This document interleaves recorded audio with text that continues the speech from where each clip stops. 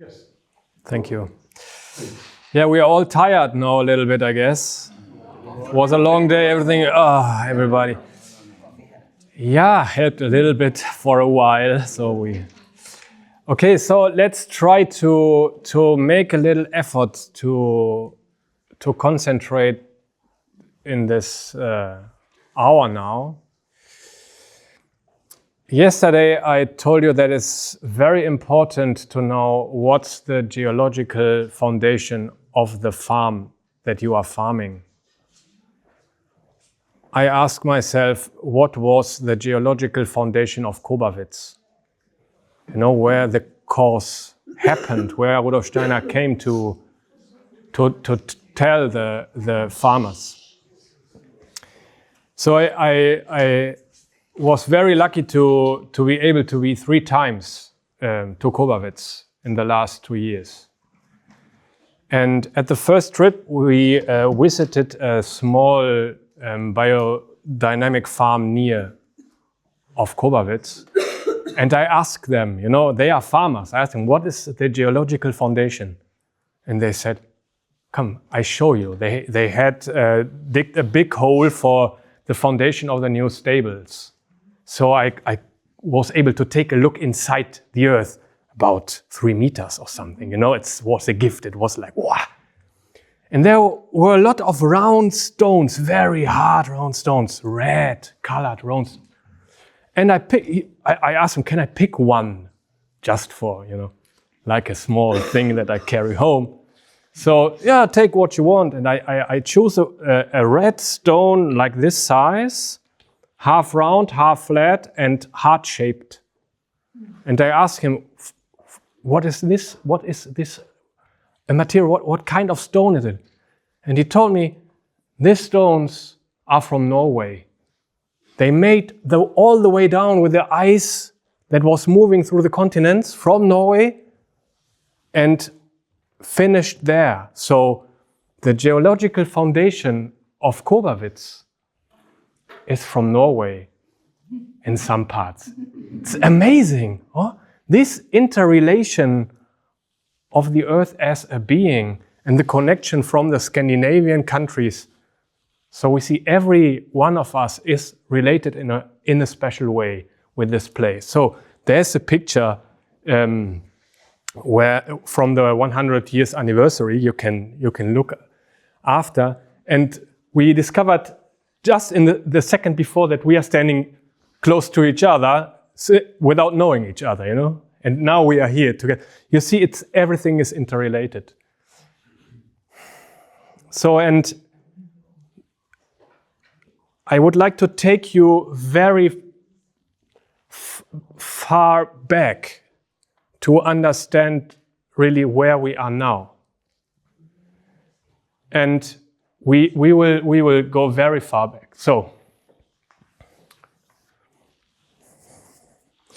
if we follow how Rudolf Steiner developed and describes how the earth and the human being developed over all the time, we arrive to a moment where we are on the earth and the human being is totally connected with the spiritual world. It's like living in the spiritual world, living on a kind of earth, spiritual. But there's just, the difference is dreaming a little bit more and dreaming a little bit less, if you will. Okay? So that was the starting point. But the task for the human being on earth is to become a free being and to develop the love. That are the 2 big tasks that we have. So if we are part of the spiritual world, we can't be free. An angel or etheric beings, they are not free. They have to do their jobs. And it's our task to become a free being. So we need to disconnect with the spiritual world in a certain way. So we started with the Golden Age. They called it the Golden Age. Golden Age. And we need to disconnect. So we passed the Silver Age, the Iron Age, and then we arrived to something that they are calling the Dark Age, where the human being is absolutely disconnected with the spiritual world. And it needs to be done like that, so we can freely decide to re-engage, okay? Through all the times, there were places where people who were knowing about the spiritual world. But all of us as humanity, we needed to disconnect. So we have this dark age, and in the darkest moment at the bottom of this dark age, there's where the Christ is coming to earth. So, and the people didn't understand what was happening, in fact. But that was the moment there. So, and then it's like rising up again. And this dark age ended 1899. And then started the lightning age, the lightful age. And we are now inside this lightful age phase, okay? So, and from 1900, we needed to get the information again, what the spiritual world is all about. To be prepared, if you will, so we can choose and look for an entrance or a knowing or something, but freely, without being forced. And that is the task that Rudolf Steiner had, to show us how this spiritual world is working. So he did that during 25 years, basically.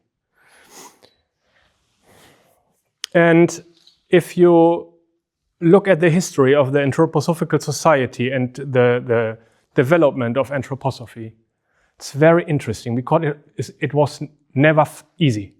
It was a very, very tough and hard task that he had to do. And he started in the Theosophical Society because you have ever connect with the old system to implement a new one. So he started there, and then after some years they had to separate because he had a different approach. He wanted to show the people how you can access the spiritual world, and it's by hearing some of his lectures, or today reading some lectures, but you're also able to really get a type of schooling to really enter the spirit. If you will, it's not obligation, you can choose this way. So, if you read early lectures, it's often like he is talking from a very point far away about millions of years, and you are like, wow, what a huge view, if you will. And during this 25 years, it's getting closer and closer to the earth. And the agricultural course is like connecting it really with the terrestrial situation, if you will. So, if we take it in huge steps, it's from 1900 till the First World War. There he interrupted this being a teacher and schooling the people about the spiritual world. And he started with something to implement a social idea that was very, very needed at that time. And this is called the threefolding. Some of you may have heard about it, the threefolding. And it's basically based on the human being. It's the thinking, the will, and the feeling. And this is transferred to the basic social parts. So you have economy with a will. You have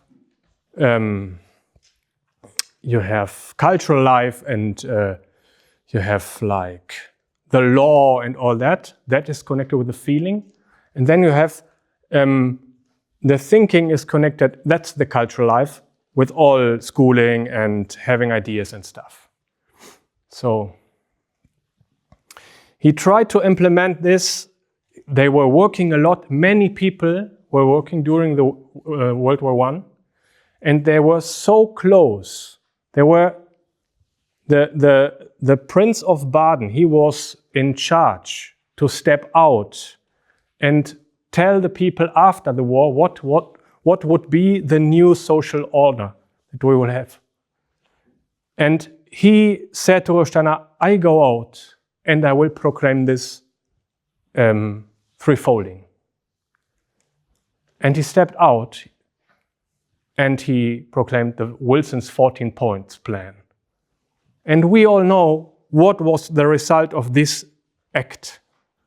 We can see it till today, what was the result of this not doing what he had promised before. Yeah. Yeah. Imagine Rudolf Steiner and the guy that is in charge to step out to the German society. The world has ended. All the kings and kingdoms are gone. You need a new system. So he agreed to step out and say, let's do threefolding. Who was it? Prince von Baden. He agreed to use that. To Rudolf Steiner. Yeah. We are sitting, you are Rudolf, and I will do it. And he stepped out and he said, I proclaim the Wilson's 14 points plan. It's just history. You can Google Wilson's 14 points, and it's the new order, if you will. And after that, we had a lot of problems. Second World War, all this. The moment is there to do the right thing, and they chose the wrong thing. Okay? Yeah. Yeah. So, and after, before they had started to during the World War I, they built the first Goetheanum in Dornach. You know, and the people all over Europe were in war on the battlefields against each other. And in Dornach, all the people are building together something up, you know, something very important. It was like the anthroposophy, becoming a building, you know. It was a very, very deep, like a holy building, if you will. So, and after the First World War, there's a very important point for us, because Count Karl of Kaiserling meet Rudolf Steiner in 1918. The war is over and he returned to Berlin, and Steiner was there and they meet. And it's a connection from the very beginning. Steiner, his first lecture in Breslau was 1908, but they meet 10 years after. So, and they started a very strong connection, if you will. It's likely like a friendship. Very special, very, very deep connection. And Kaiserling trusted totally in Rudolf Steiner's advices, and he followed this until his death. So it was a very strong connection. So, and they started working together because after the war, they tried to implement the threefolding in a firm, in a corporation. And this is called the kommende Tag, the coming day. They started in Stuttgart in Germany, and there were factories and stuff, and some farms in. And Kaiserling advised these farms. He was a specialist. He runs a farm of 7,500 hectares with 1,000 people working there. So he was very specialized. And his reputation was all over Germany. He was very well known as a good farmer. And he saw that Rudolf Steiner know a lot about farming. They talked and he saw, wow, this guy knows a lot about farming. He was curious. And he said to his wife, I think we need like a course for us as farmers. And this was 1920. So 1920, it started being an idea and becoming more and more reality. Then, also, and if we look at the threefolding, we can see it was necessary that, Rudolf Steiner was unable to implement something on his own. He needed that someone asks for. It was a law by the spiritual world. He was not allowed to implement a Waldorf school. He needed someone that asked for that. And so if you study the history, you can see in each of these currents or each of these sister or daughter movements, you can see this one person. And then there were other persons, but one person needed to take it in his own karma, if you will, and carry it in the first moment. Okay? And for the agriculture course, this is Karl of Kaiserling, Count Kaiserling. He was this person, so we will see what was his role. So, and he is representing, in the threefolding, he's representing the will. Because, as human beings, we have all a thinking part, a willing part, and a feeling part. But one of these is the strongest. There are some people that is very strong in the will. Oh, they go out and they construct something on the farm and it runs without measuring so much and thinking, oh, would it be able to? They do it and it's working, You have people where the heart forces are the strongest. Often with people with special needs, you can observe that. They are so good working with these people, but if they had to write down something about for the government or something, it's not their most loved situation, And then you have people, they come from the thinking. It's more like see the structures and stuff. It's just an example, but to get into these pictures. So we can recognize these three parts of the human being as currents. They are thinking people, they are willing people, and they are feeling people. And it was the same for the agriculture course. It was needed that there were each current represented by one or more persons to ask Rudolf Steiner for the agriculture course. It's impressive to observe how that had been done. So Kaiserling is representing the will. Steiner said to him, you have an iron will. He's naming his first strongest force. In 1922, we have the two other currents asking Rudolf Steiner. First, Ernst Stegemann, he was a farmer. He saw that the quality was going down of the products. So he was the guy that asked, what can I do? And Steiner said to him he had to try to make grains out of grass and the meditation needed. He received this in Stuttgart in 1922. And Stegemann started immediately on his farm. And he's the representative of the feeling. They meditated together. It's a very social place where the people are working very good together. Okay, you see that's the question of feeling, the interchange, the cultural aspect and how we do the things together.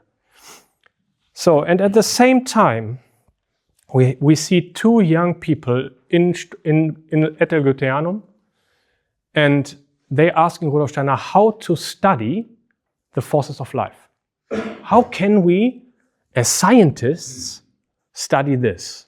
And they were allowed to have a little small laboratory in the bottom of the Goetheanum. You can imagine these guys with nothing. They started with nothing. And they asked him, how can we study the etheric forces? How can we? And he said, make some preparations.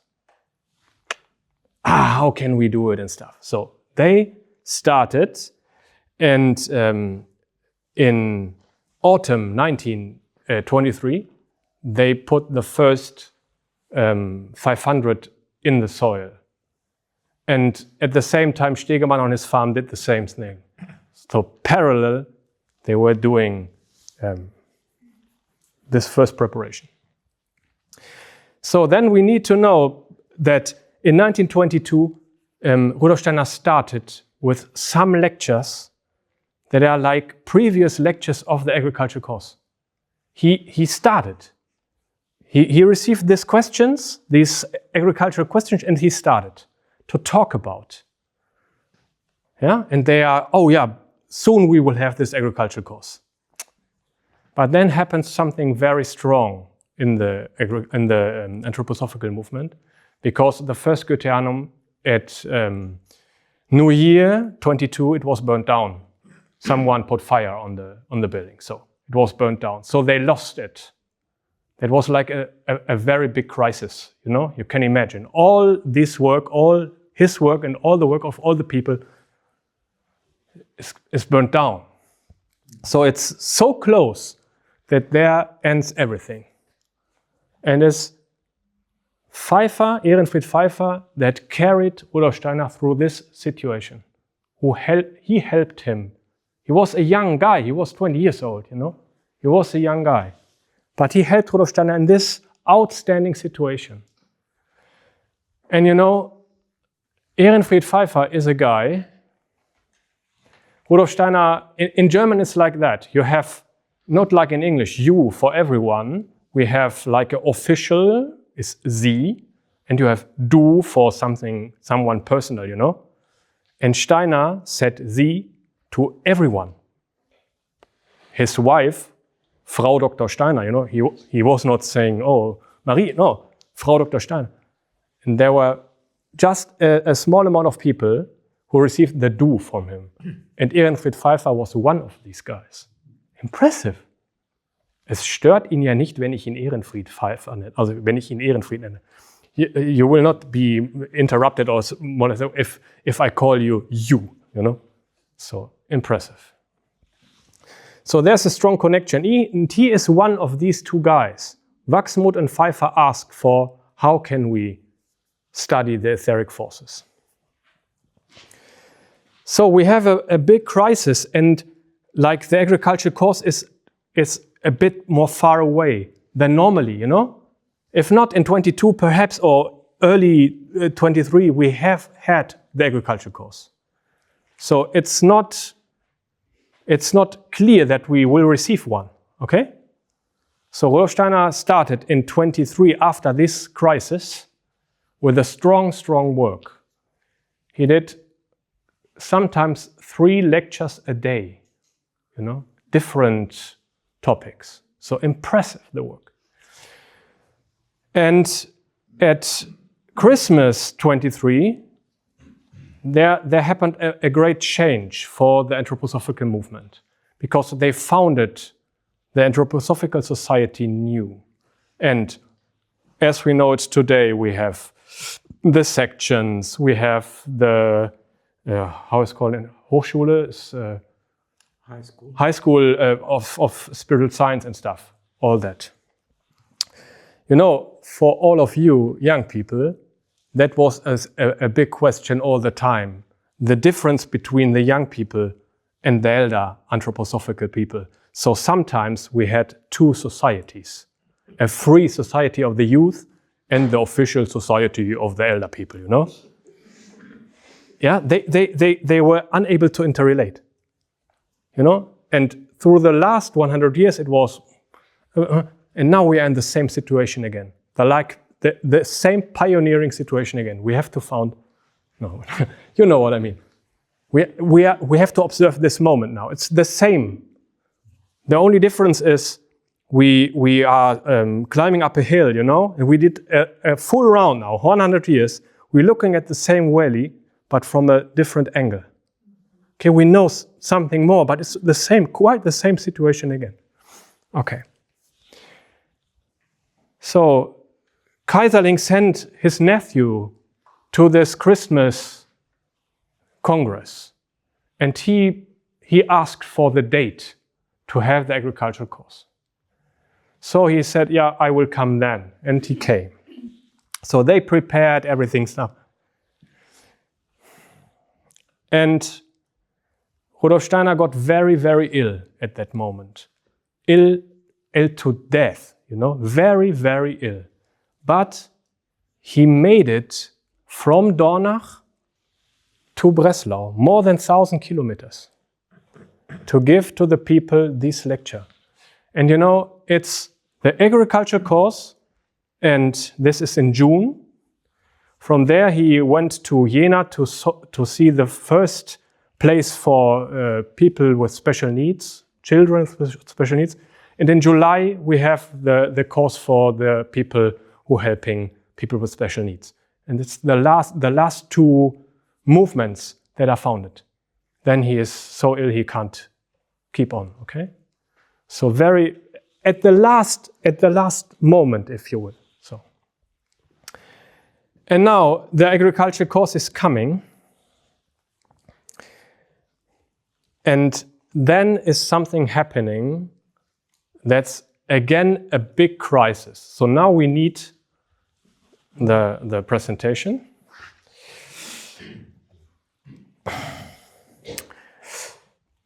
You know, Kaiserling invited Rudolf Steiner and 130 people in his house to hear these lectures. And in the evening they had karma lectures and stuff. It was 12 days of intense work. 12 days, the last big anthroposophical congress that happened during his lifetime. So it was very special. And, you know, normally he gave a lecture every Wednesday or 12 days in a row or 2 days, 3 days, 7 days, you know. We have to go one back. So, okay. We have 8 lectures in that form the agriculture course. And the form that the agriculture course has is unique. It's just the agriculture course like that. I asked them at the Goetheanum, it's like that. It's unique. Because we have the first lecture on Saturday 7th. The Whitsun Saturday, you know. And then we have 2 days of break. Sunday and Monday. But in the evening we have karma lectures. All the time, from the first day. Why do we have this interruption there? And in the social context, there are things happening that are very important.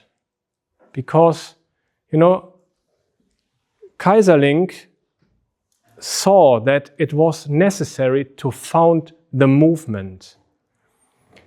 And he asked his colleagues to found the Versuchsring together.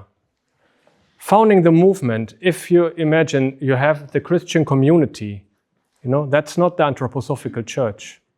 It's not, it's a church. They asked him to renovate the church stuff, and he gave them the ideas and the words and all the stuff. But he was never running this church. It's an independent movement. Okay? And if we just have the agricultural course, it's just an idea. It's like a book, if you will. But if you don't have a movement that is bringing that to earth, it will not happen in the correct way, or it will never happen. So it was very, very necessary to found this movement. And that was the idea of Kaiserling, and that was what he was done. He was the host of the entire Congress, and he was the founder of the movement. So there you can see he was the carrier of these first moments. And that was very, very difficult. So in the first lecture we have like the overture. He is talking about everything that he want to tell the people after that. And then you have 2 days of break. And at the Sunday evening, the farmers meet in Breslau. And they talked about to found a Versuchsring. That is like the very first moment, or the founding situation for all that we know today as Demeter and all the stuff. Okay? That's like the beginning. And first of all, Stegemann, who were working since 1922, told the other farmers his results and how he's working and stuff. So, and there, Kaiserling and Stegemann got in a very strong conflict. Because, you know, Stegemann, imagine, it's a guy who was fully in the feeling movement. And Kaiserling wanted facts, you know, how many seeds you have seen, how big was the surface and stuff. And the other one was unable to tell him how he did it. I invite you to see it, but I don't have the results. And they yelled at each other. And Rudolf Steiner was sitting there, everybody was sitting there, you know. It was a very special situation, if you will. And Kaiserling got so angry about it that at the evening, after this discussion, he wanted to stop the conference. Imagine that. He was the one that paid for all. In his house was the congress and stuff. And he asked for, let it down. Stop it here. I can't work with you guys. You know? A very, very critical situation. It was so close to fail.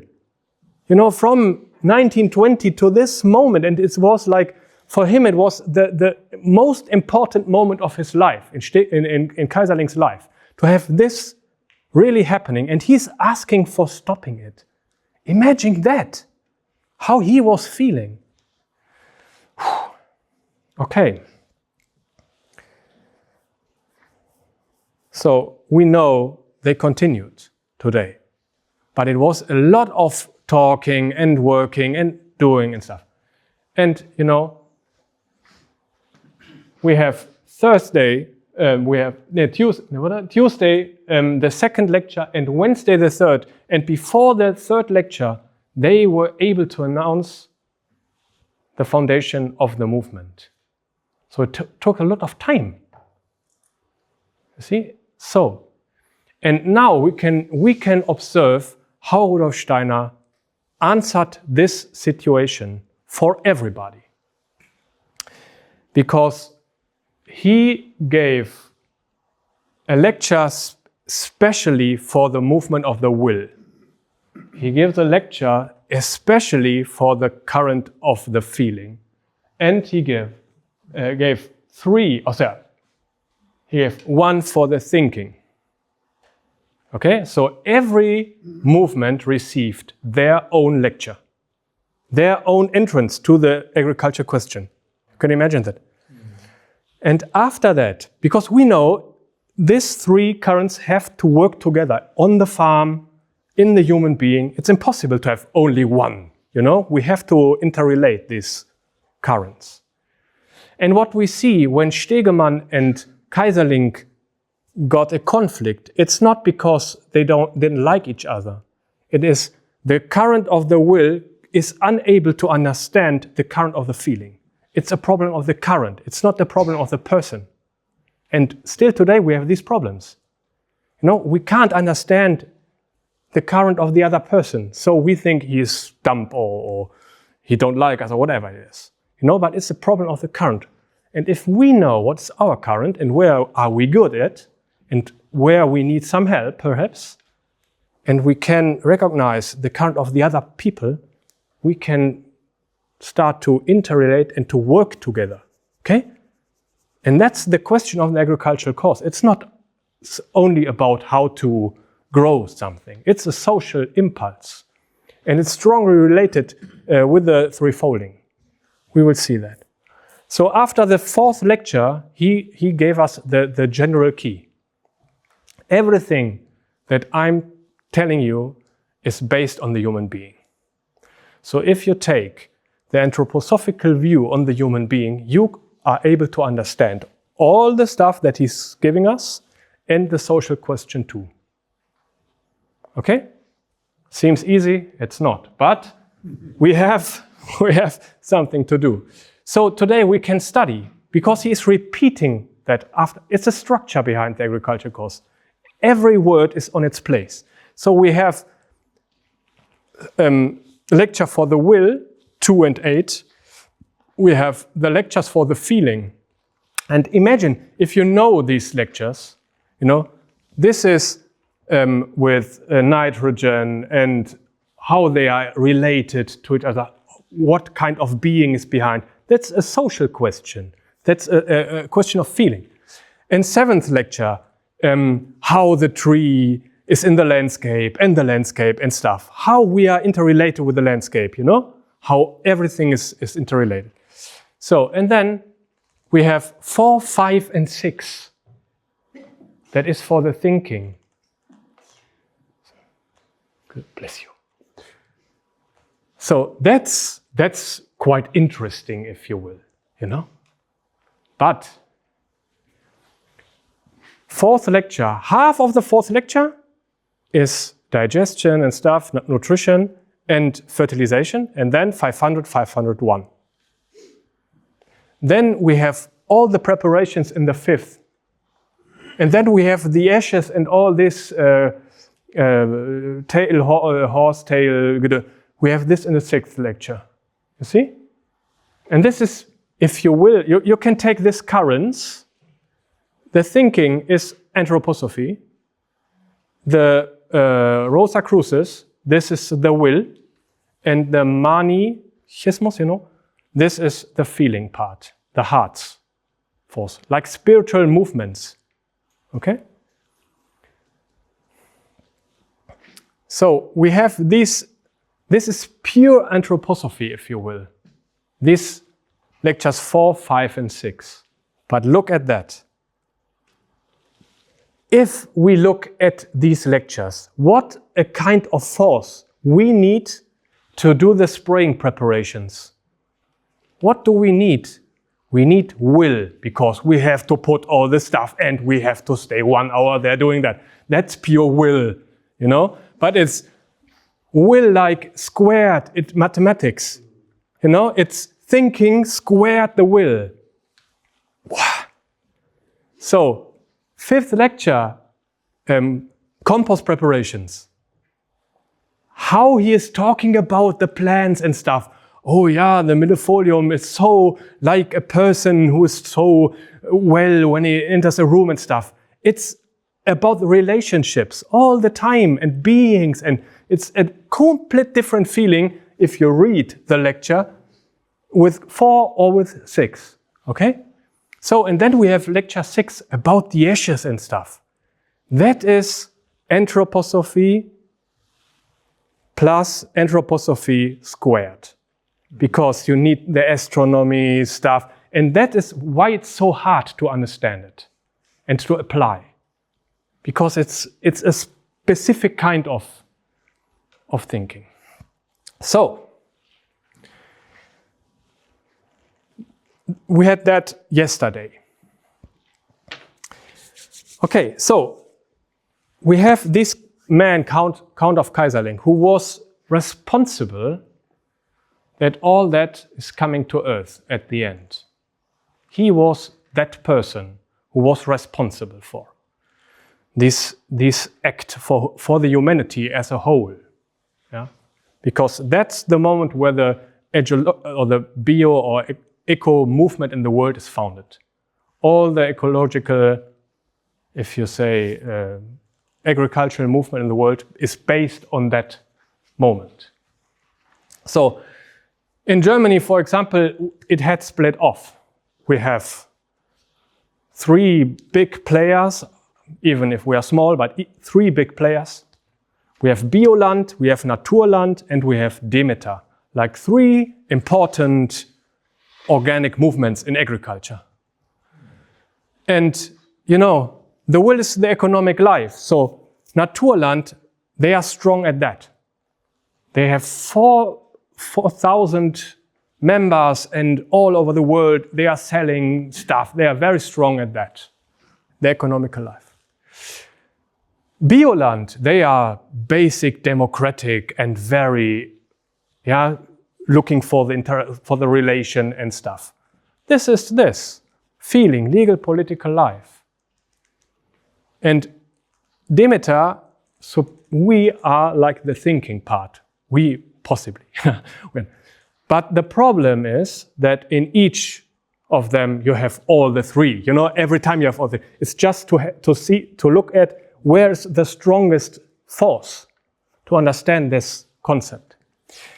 So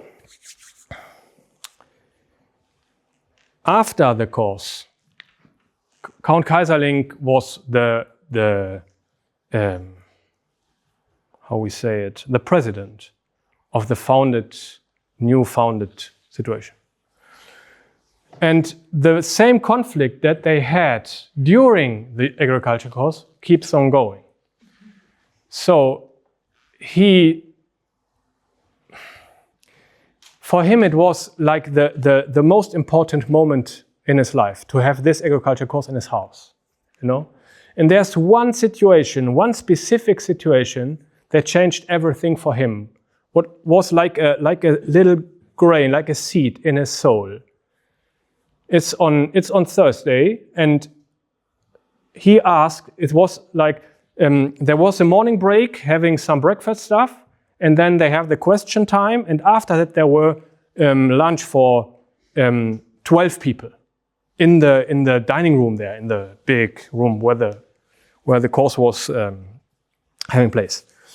So, and Kaiserling asked him, how do you see the future of Germany? And Steiner said, the industry will break down. It will be a rural land again, and we have to found places where in the landscape, in the rural parts, where we have like small oases, if you will, small places where the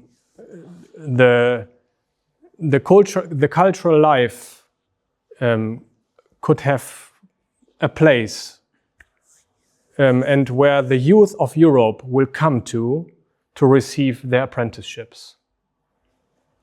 You can imagine, like a small place in middle of the somewhere, protected and run by people who are very, very deep into it, if you will. So that's the talk that they had. And you know, it's like, it is June, you have July, and Rudolf Steiner did the last speeches, and at St. Michael's Day, it's the last time that he appeared in public. And then he had to go to bed. He was so ill, he was unable to give more speeches. So, and he died in March, 30th of March, 1925. And Kaiserling was sitting after his death beside the bed, Ita Wegmann and Kaiserling. You know, they were so close. They were so close. He he was keeping the watch there. They were very, very close. So, and I guess that he was one of some people who really understands what Rudolf Steiner wanted. But for him, it was very difficult in this life to get it done. He failed, if you will. You need to know that he was a very, very special person, very special, because, you know, he was a count. At that epoch, it was like, okay, he was a count. The title counts a lot, you know. It was like everybody wanted to be a count or something like that. Then he was the member of the board of the sugar fabric there. You know. Then he was the leader of the entire agriculture, 7,500 hectares. But he was very special. His soul was very special. He did a lot of things for the workers. A lot of things, you know. For example, he built, it was unusual at that time, yeah. He built some houses for the workers. They run a social department where everybody was allowed to come and to tell the problems that they have without asking the foreman and they were able to go directly there, because in that time the workers counted nothing. They were like something, you know. They were not counted as persons. They were like, if you or you, it's the same for me. So he did that. And then every month they had like a meeting, and every farm of these 20 farms was allowed to send 2 people there. And he attended in every one of these meetings. It was important for him to hear and to stay with these people. And he was like, they're going by car there through the fields, and there are someone working, and he stopped the car and he went to this person and, you have something heavy on your heart. What's happening? Imagine that, like the Count Kaiserling is coming to you. For them it was, but it was from his heart. It was not like something acting like, oh, I'm very social. Not at all. His brother was running the committee of the people who own the land.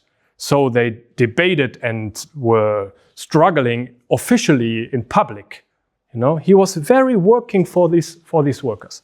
So in the chiefs, the presidents of the sugar factory, they didn't like that behavior. They wanted him to leave, you know, and they did everything to make his life impossible, you know. So, and there's one very, very important situation, because it was the father of his wife who was one of the owners, and he hated him, you know, because of his social behavior. And he did something, because we have hyperinflation during that time after the war, hyperinflation. So every day your money is less in value, you know? And imagine you are working, and every Friday they pay your money. And you have to run to get something for it, because at Saturday it's the half. Imagine that. So they were allowed these factories to make their own money, so it was a little bit better. But Kaiserling chose another way.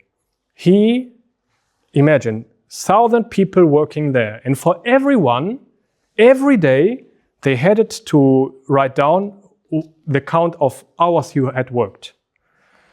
And then at Friday, the value for the worked hour was cereal. You know? So it was stable, because at Friday or Saturday or Sunday, the cereal was the same value. Only the money that you can get for your cereal, that changed. But they were able to receive it in natural things, so it's sugar or cereals, and they're allowed to sell it by their own, or get the same amount in money. for 1,000 people every day. You imagine that. So for the factory, it was not the best deal. You can imagine that. So they hated him. So, and they tried to get him out. And for half a year, they sent him to Stuttgart, and he was working for Rudolf Steiner and stuff. He returned, and the father of his wife said, don't return. And he asked Steiner said, go back. It's not very friendly, the letter, but go back. And he trusted so much, he returned. So, and he returned to Kobawitz, to his house. And everything is gone, no more cars, no more food from the farms, no money, nothing. And he went by train to Breslau and by feet to his office. And 3 days he was sitting there in his office. No one entered, no phone calls, no paperwork, nothing. He was just sitting there 8 hours, Everyone was told to not enter this office and so on. On second day, the same. Third day, he entered the office, he was sitting there, and suddenly the door opened and one of the presidents is coming in and saying, there are the workers in front and they will let the work down if you not will return to your work. And because of the very good social situation for all the workers, they never had these problems with the workers, And it was not only the 1,000 people from the farms, everyone appeared, 3,000 workers, saying, this man is coming back to his office or we leave, we let the work down. Imagine that moment, it's impressive. And from that on, we have like a time of peace. And in this time of peace, the agriculture course is given. And after the course, the conflict started again. So he let his work down after 30 years of working for the same factory because he was unable, he was unable to have received the agriculture course and worked in the common way to have the most profit and stuff. He was unable to do it again. So he let it down. They leave. They bought their own land. He let he get a conflict with the other members of the anthroposophical movement in agriculture, because he wanted it done very clearly how Rudolf Steiner wanted us to do. And the other people were like, they said, we keep it in silence until we have results. And immediately they started spreading out every word. So it was against the idea that they had together, Everyone started to do their own thing. And for Kaiserling, it was impossible to keep on. So he let his presidency down. After the death of Rudolf Steiner, he left the Christian community. He left the Anthroposophical Society. He was president in Breslau. He left because the people were struggling against each other. He was unable to stay there. So he let everything down what was very important for him,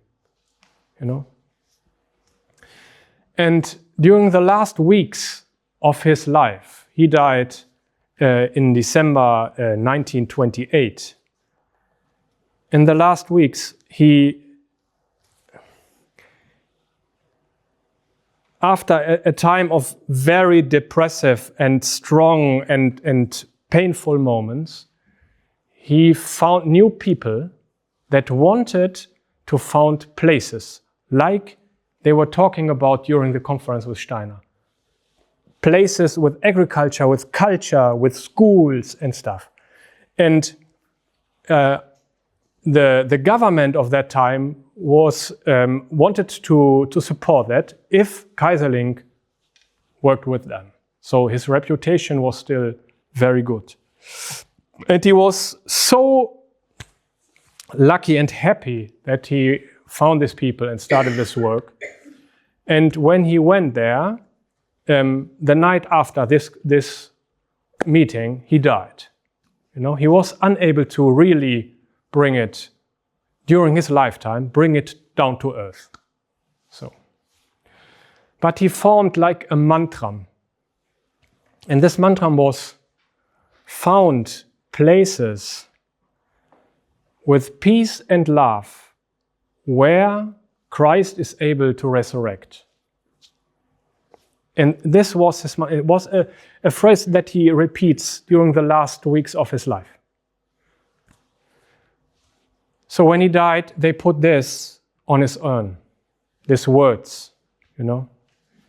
And the urn, after the Second World War, they lost this urn because the Russian army took the urn, all the people from the village where they're living left when the tanks and all the fighters were coming. So then they returned, and they had taken the urns from the people there and spread the ashes away.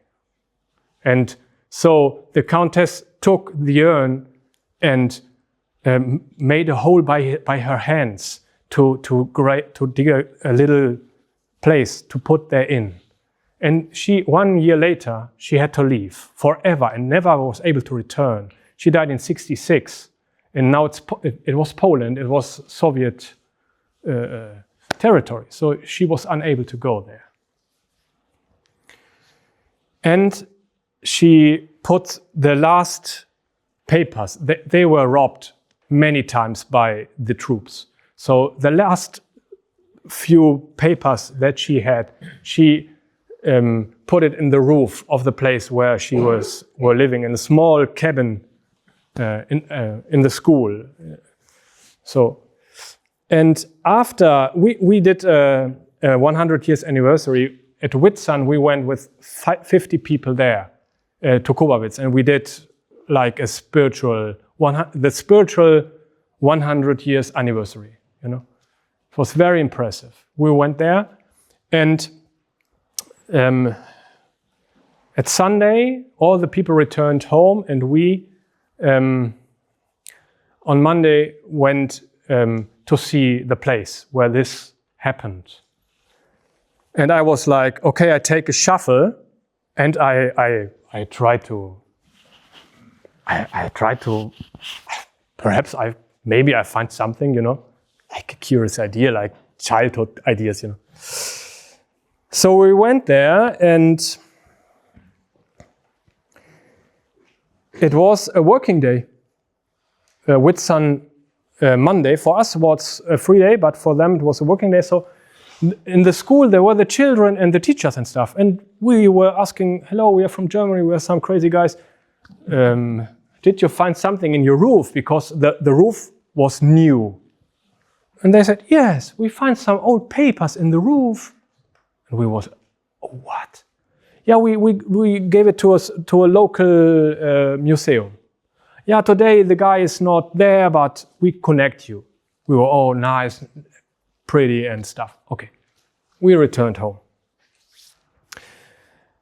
The day after this conference, I went with my family to have some days off. After all that work during 2 years, we take some days off. So we went on the highway, and the woman that helped us with Polish language, she called us and said, stop the car for a moment. I was like, I'm in the highway, I can't, you know, it's not possible now. Okay, she said, I talked to the man, and the man said, yeah, I send you some pictures of these papers. And I was thinking about your question about the urn and all this stuff. And he said, and I have the urn here. I have the urn in my museum. I never put it for the public. It's like hidden. And I felt all my life that I had to return it to the family. Wow. That was a moment like you are on the highway. It's like, okay, what is happening now? You know. So he wanted to give it back to the family. So I had contact with the son of Adalbert, is one of the sons of Johanna and Karl. We were talking at the phone and stuff. I wrote him, man, we need to talk. Something very special is happening and so on. So they returned a message And they said, yeah, that's not possible. 1 month before he died. So I was like, what? And now? So I knew there were another daughter from him. She's living in Canada. So I made the contact. I asked them, because you can't take the urn. It's like you go in a museum in Helsinki and said, yeah, I would like to take this spear, you know. No, you need the paperwork. Imagine you came to the frontier and they ask you, where get you this urn from or something? It's impossible. So we need the paperwork. And I knew that I go there again for the international conference to guide the people through the house. So that I have 1 month. And Saturday we were leaving, and Tuesday the paperwork arrived. So we went there and we pick her up.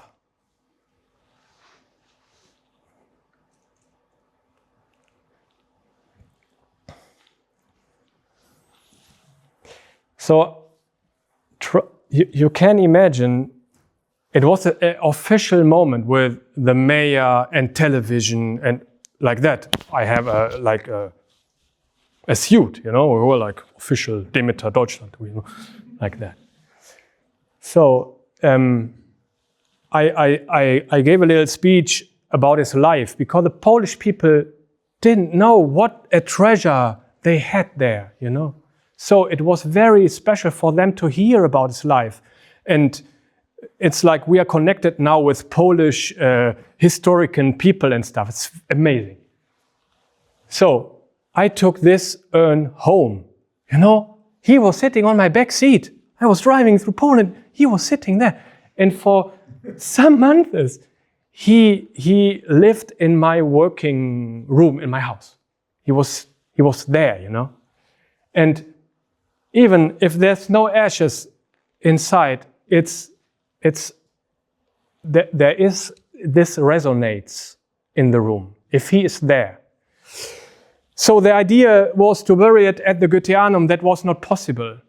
So during the last 3 years, I collected a lot of stuff relating with this historical situation about the agriculture course. Maps, pictures, documents. I have a box from sugar from this epoch, and you know it's crazy. My wife is always okay. He is, you know. So, but we did important work because today we know exactly where slept Rudolf Steiner during the course. Where was what, when, why, pim pum pam. You know, it's important. 100 years after, we need to know that. It's not it's a nice story. No, we need evidence. Where was it took place? And so we have this.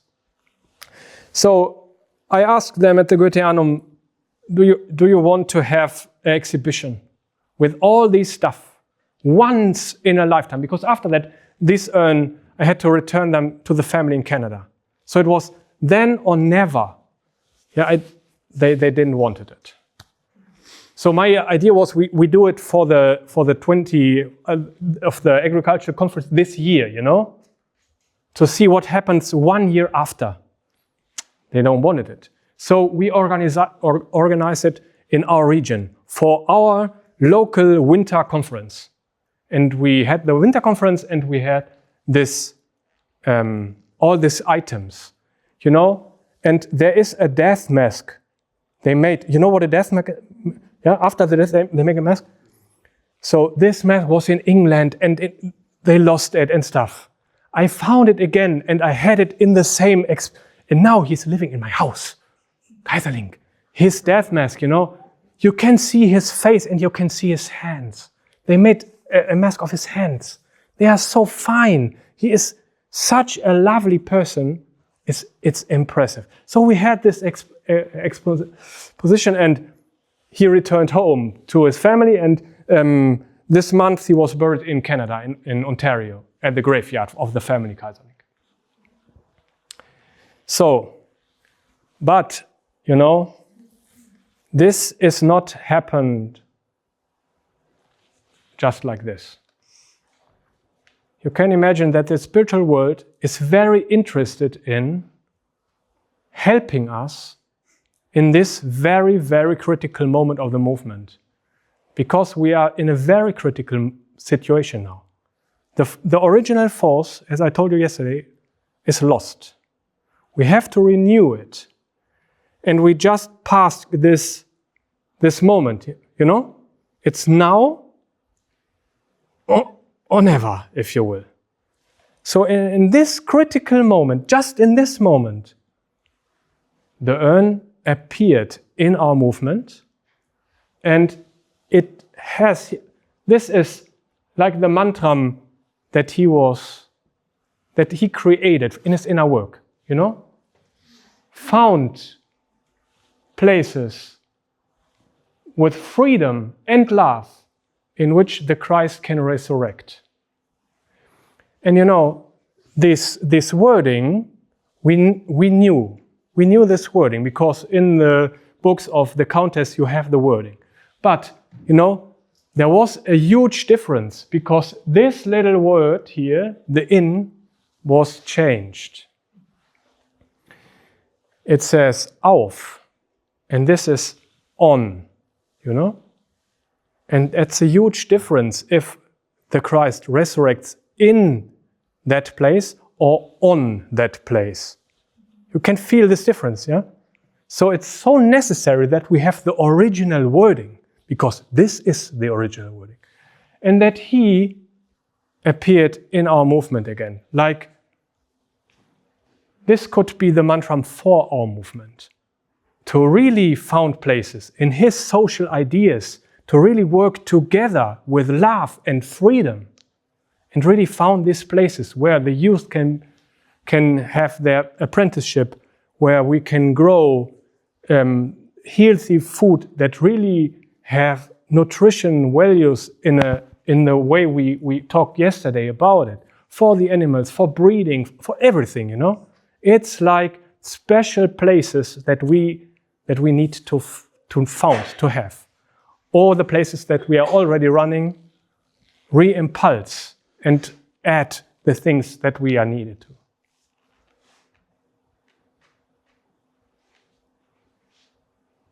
So, we can have some questions now. Thank you very much.